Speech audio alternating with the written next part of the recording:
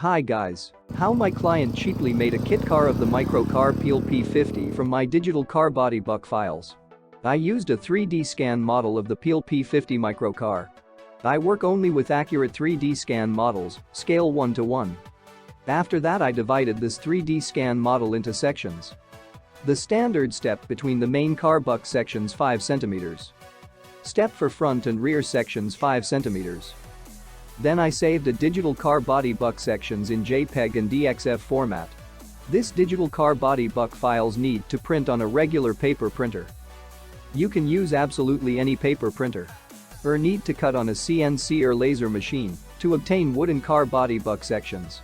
From this wooden sections need to assemble a car buck. My client assembled the sections one after another to get a car buck.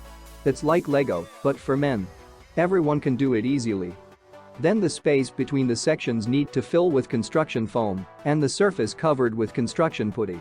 My clients filled the space between car buck sections with foam. After that, he covered the layout with putty and brought the surface to perfection. Next, need to make fiberglass molds for the further production of a fiberglass body kit car. My client didn't have this skill either. The main thing is that you made fiberglass molds once, you can make many fiberglass bodies. Fiberglass car body made from resulting fiberglass molds. All you need is epoxy resin and glass material. Nowadays it is available to everyone. There is nothing difficult about working with fiberglass. The finished fiberglass car body kit car is installed on a suitable donor car or on a homemade frame. The P50 MICROCAR is ready. The most important thing is to make the body.